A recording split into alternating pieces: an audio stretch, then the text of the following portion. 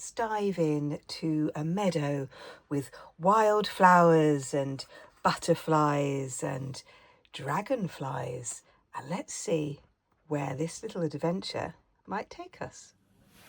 Hello and a very warm welcome to Friday Art with me, Cate Field. I release art tutorials every Monday and Friday. I am absolutely delighted that you are here and I hope you're going to enjoy this week's Friday Art tutorial. Let's go.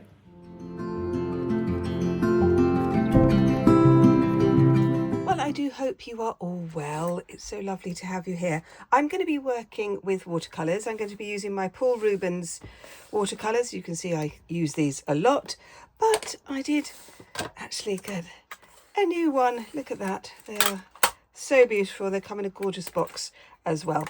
As always, I'll just link below everything that I use if you want to check them out yourself.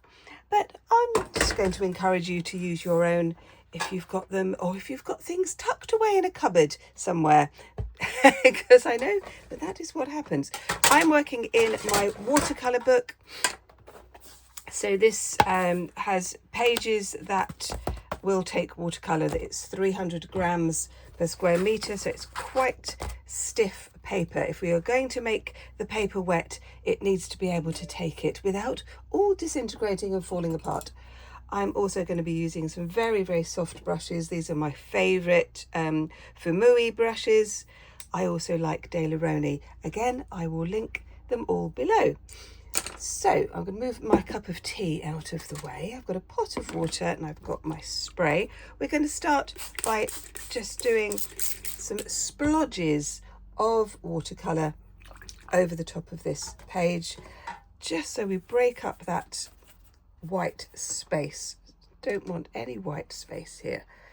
When we're doing a colour wash, the key bit, the secret that's not really a secret, is that you work quickly. Don't sort of labour it at all, because the paper will disintegrate even if it's like really, really good paper, and the paints just won't work very well. I'm going to be using quite bright colours, sort of oranges and yellows with sort of hints of green, a tiny bit of blue as well. And what I want to do is just cover the whole page. The paper will kind of buckle a little bit, but as it dries, it will straighten out and go flat. You could always put clamps on it and things like that. If you're working on a larger sheet, you might want to stretch your paper, which makes it make it very, very wet, and then tape it down onto a board. I don't tend to do that when I'm just working in my sketchbook, because the whole point of this is I'm playing around with ideas, and so it's not as if it's going to be framed and sent off to a gallery or anything like that. So here we go. If you think that you've done a little bit too much, just a little bit more water, move it about, or get a bit of tissue and just sort of lift off some of the paint. I seem to have mislaid all of my tissues. Right, I need to go and get those. I'm going to put a tiny little bit more on this and then leave it to dry. So I'm going to fill this page with colourful flowers. That's going to be my theme for today. And I'm going to be just using a variety of different colours as if they are the flowers in the meadow. I'm going to start off by just doing some blobs of colour. And what we're going to do is to take these blobs, and then using a fine liner pen, we are going to turn them into this meadow of flowers. And I love doing this kind of these sorts of doodles, in a way, watercolour doodles, because not only are they just great fun to do, but you can learn so much about your watercolour paints and what they do and what they don't do. And if you are new to watercolours, I strongly recommend doing this kind of exercise, and think of it as an exercise.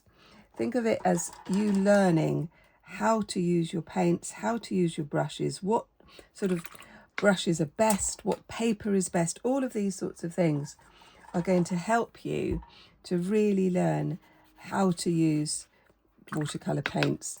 And although I'm not a one for kind of rules, I'm not very good with rules, but there are some things that that you do need to appreciate, I guess is a better word, and it's how the paint moves, how much water to put onto the page, and it's a skill, which means you can learn it. There's nothing magical. There's nothing magical about this at all. There really isn't. And it's not about talent either. It's about learning how to do it and then practicing it over and over and over again. I say this to my students all the time. And if you want to get good at something, then you have to put in the effort and you have to practice. There is sadly no other way. So I'm just putting in these little blobs of paint. I would strongly encourage you not to use pencil. Don't put pencil onto your watercolour pages because it will show, and it will also tightens you up, and you want to kind of have a looseness with watercolour. It's very important that we do this. Lots of little blobs, and remember, everything will go through a messy stage, and sadly it is in the messy stage that so many people give up. Don't give up. Don't give up at the messy stage. I'm going to do a few more of these, but you can kind of see where I'm going. Lots of blob bits, and these are going to be turned miraculously into these meadow flowers. And you can go full on fantasy if you want, or you can take your look out of your window perhaps and see what's there. Look in your garden, go to the park. I am very lucky. I can look out of my window to the farm opposite and the field, although it is very dry, very, very dry, but there are still a few wildflowers there. So I'm going to leave those like that. I'm going to come in when these are dry and we're going to do a little bit more detail. Well, these have dried a little bit, which is fine. And what I'm going to do now is to go over some of these with a little bit more detail. Just sort of, perhaps just developing some of these so you can sort of see some of the petals, but not a huge amount of detail, just a little touch, I think would probably be the right sort of word, because I don't want to have tons of detail on these anyway. They're not botanical drawings. They're to give this idea of the flowers in the meadow. So when we put the fine liner on, then things start to look a little bit more flower-like, I guess. But the other thing that I thought I could do, because I was wandering in the garden yesterday and I saw some dragonflies. I thought, ooh, dragonflies and flowers, that would be very summery. So that's what I'm going to do. So let's have a think about a dragonfly. Now, the ones that I saw yesterday were very sort of blue and green, so I think that's what I'm going to do. I'm going to put in some blue wings. Now, if you watched my tutorial on Monday for Doodle Club, I'm going to put a bit of green. Not quite the right sort of green yet. We can work on that. When I was doing the beach huts, and I had some lovely comments, so thank you so much. And for those of you who have joined the Facebook group and who were sharing your beach hut scenes, oh, I absolutely loved them. Thank you so much for taking time to do that. They were absolutely delightful. If you'd like to join our lovely Facebook group, then you're very welcome. The links are below. Please answer the questions and agree to the group rules. If you've tried to come in and I've rejected you, it's not personal, it's that you didn't answer the questions. So please answer the questions, then I know that you're a real person. So this is my little dragonfly here. But the beach huts, again, it was showing you how you can layer watercolour paints.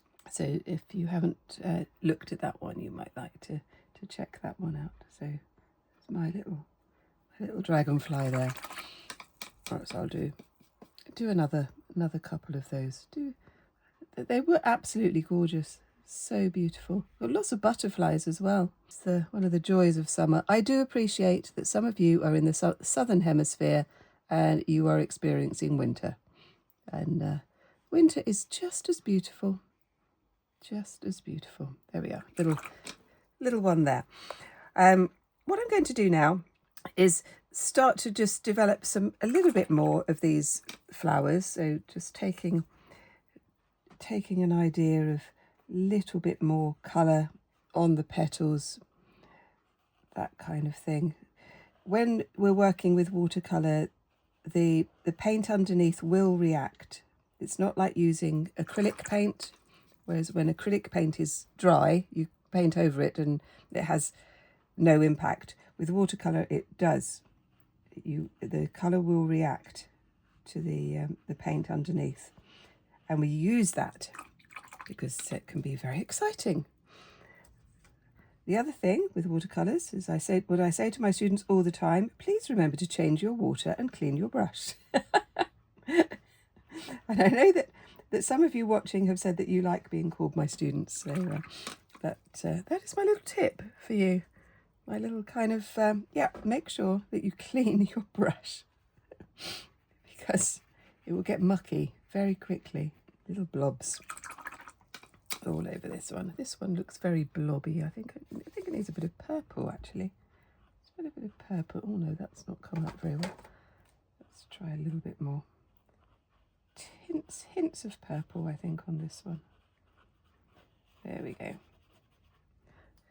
So building these up bit by bit.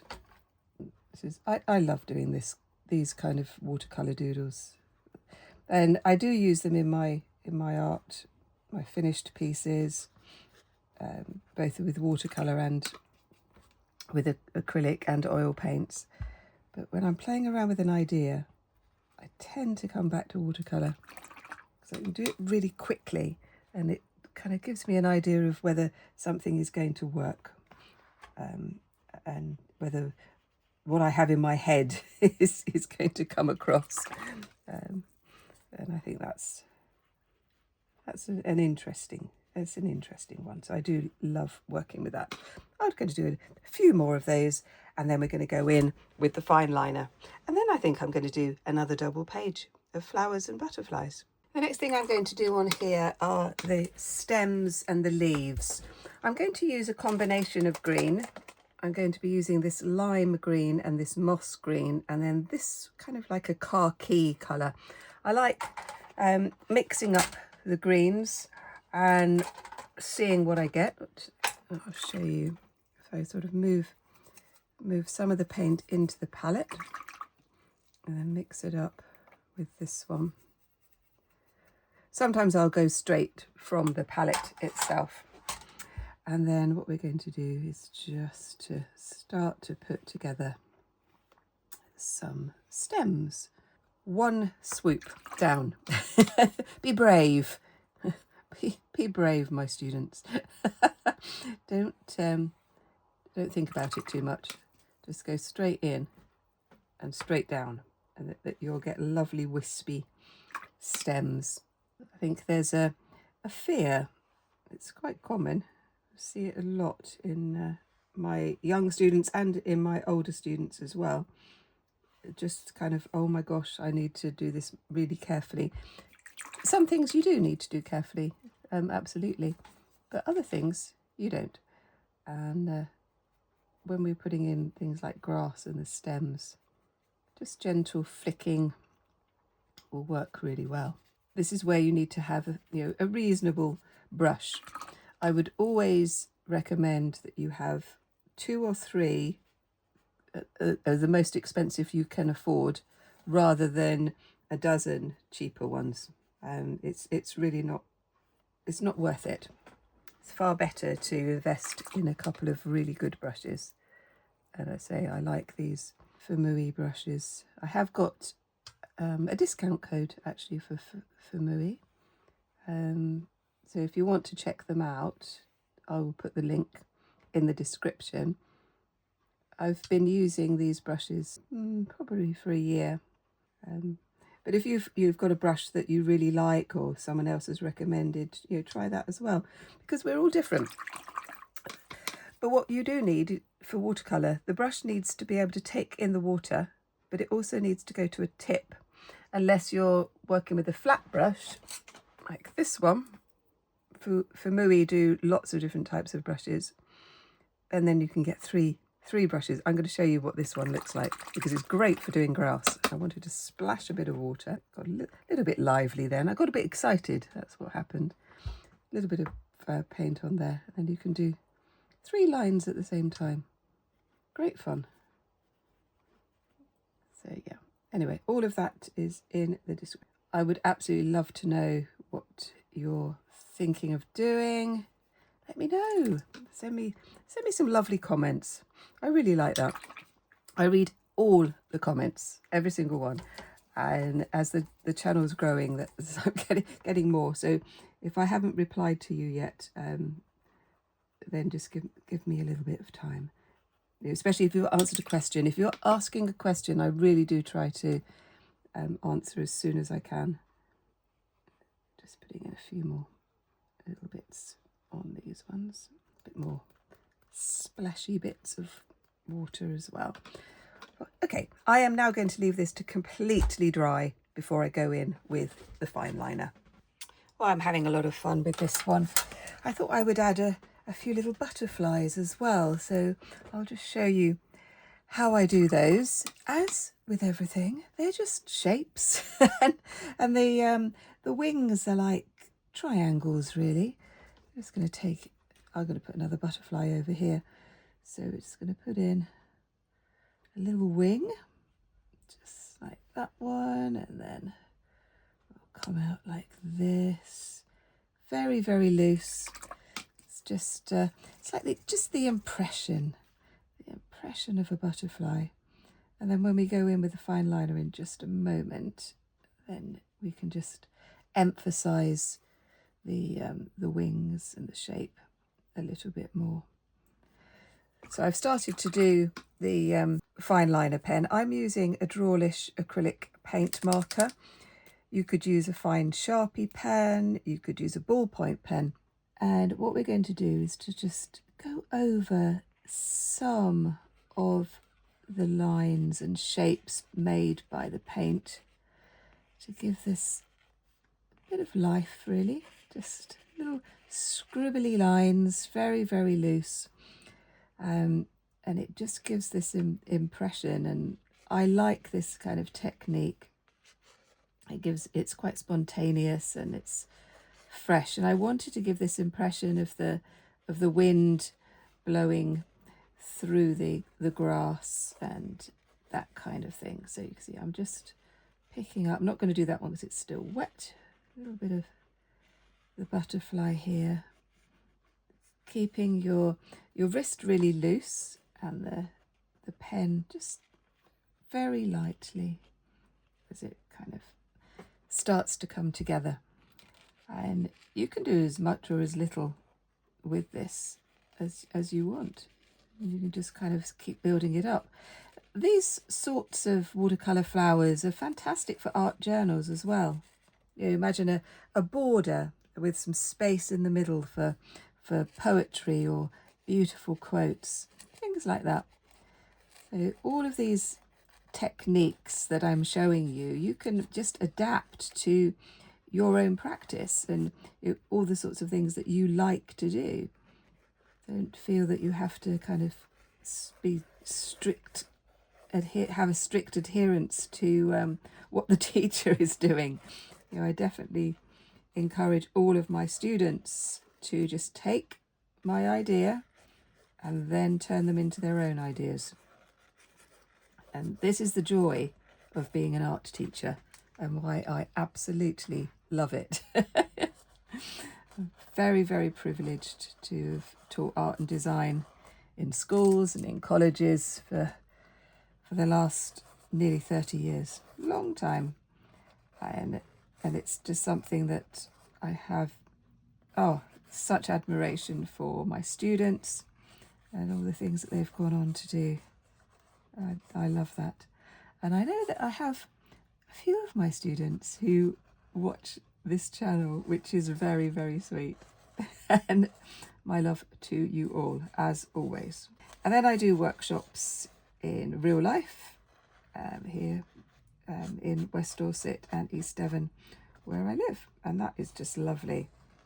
And that's sort of mainly older people, a few youngsters as well.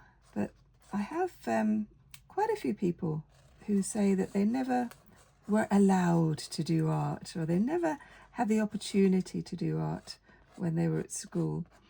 And now they're kind of older and they think, right, I've got a bit of time now.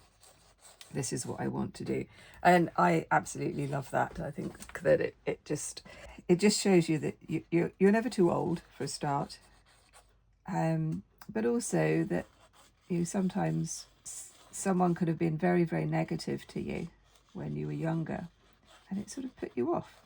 And I think that's very sad. So if that was you and you found yourself here, yay! Fantastic. So just tiny little scribbles really on these, just to start to bring it to life. Now, because this is in my sketchbook, this is going to be something that I'm going to be coming back to as I do all the time in my sketchbook. I'll show you in a moment some of the things that are not finished. There's very little that's finished in my sketchbook. I'm not going to do this dragonfly because this is still wet. Let's just do this one up here. Just do the antennae. There we go. Your sketchbook is your place for trying out ideas and experimentation, so that when you want to do a final piece, or a piece on a canvas, or a larger piece of paper, or something like that, then you've got all your references, you've done all the work. We don't go straight in to our final pieces, and I think that's one of the things that's quite difficult for some of my students to appreciate, because they think they've got a great idea and they just want to dive straight in. And I'm going, nope, nope, don't do that. You've got quite a bit of work to do before we get to that point. I'm just dabbing that bit with a tissue. When it's completely dry, I'll go in. So I've got another page here that's ready. I'm going to do some more butterflies and some flowers on here, slightly bigger flowers, I think. And this was one I was playing around with the other day, which was really good. And this is a completely unfinished page where I've started to put in some characters, which was great fun. And this was the seaside one that I did earlier in the week. So let's just turn to this one, and we're going to go in with an idea with a larger flower. So I'm going to need my bigger brush, a slightly bigger brush anyway, and we are going to go in starting off with kind of a blobby pink shape, which is all rather lovely. And then we're going to come in. So these flowers are going to be much bigger. I'm mixing up orange and sort of a pinky colour.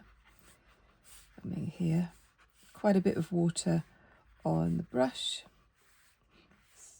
bringing it down like this. So I'm going to have a butterfly on this flower.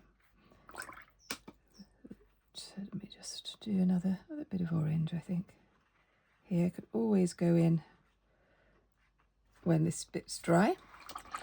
That's always going to be an option. Let's carry on over this side, I think, as well. Let's put in another few petals. Oh no, not enough paint on that one. A little bit of red on that.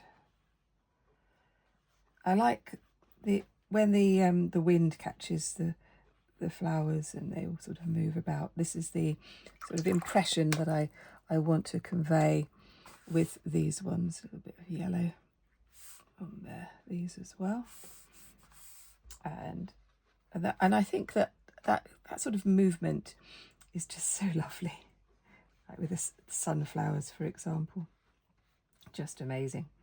Just be inspired by your environment. You know, what are in the fields near to where you live, or the park, or you know, if you have access to some of the natural world, just take your inspiration from there. Right, so I'm going to leave that like that. I'm going to go in with some green and then some leaves coming down here, just very, very loosely, like that. Now I'm going to start my butterfly. So let me have a think about how I want to do this particular butterfly. Let's put in this sort of triangle wing there, like that, and then another wing coming down like that. And they're just so fragile and so delicate, aren't they? And so incredibly beautiful. So play around with a little shadow of another wing there. So no details. Again, I'm just going to keep this very, very loose. Let's just do another butterfly over this side, I think. I think let's just do one that's kind of opening up. And then lots of blobby paint. So it won't look like a butterfly yet, but it will when we finish. Over like this, as if it's like flying up into the sky.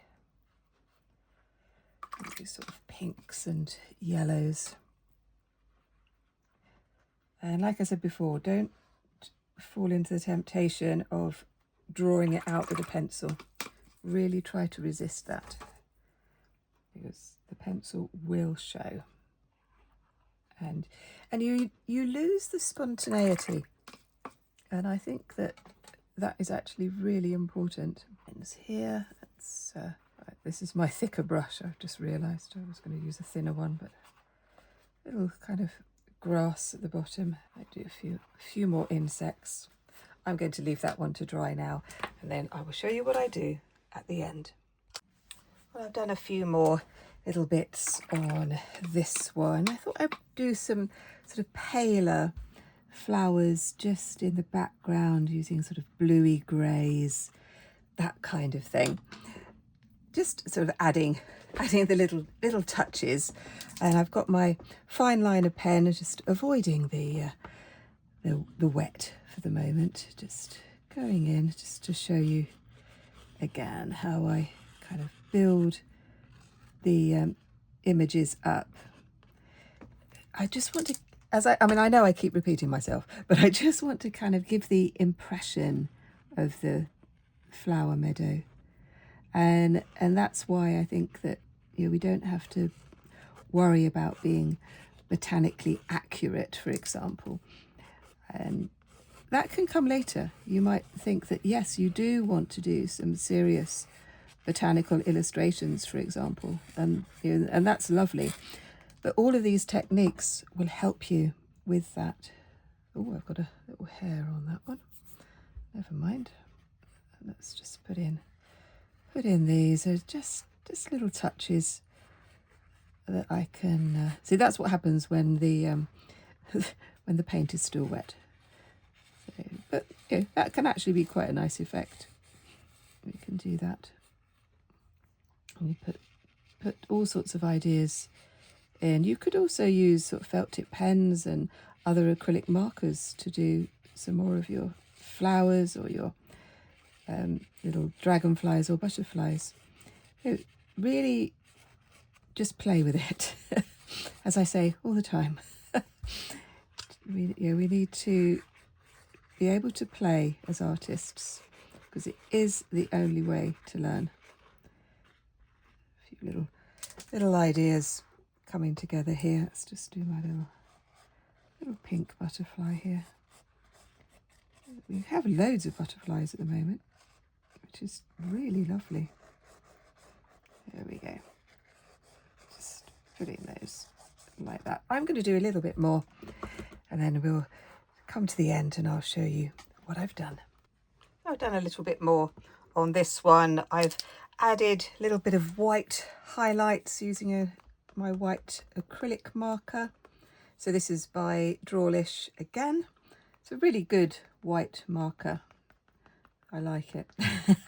Just a few little dots, as if sort of sparkling dewdrops in the sunlight. I think that's quite fun. So this page is just about finished now, and I did a little bit more on this one, again adding another couple of butterflies, a few more flowers, and some little white highlights. Well, I do hope you enjoyed this one, that you've got lots and lots of ideas of your own, and if you want to see some more, look at this one up here, because I think you're going to like it. And I will see you next time. Take care. Bye bye.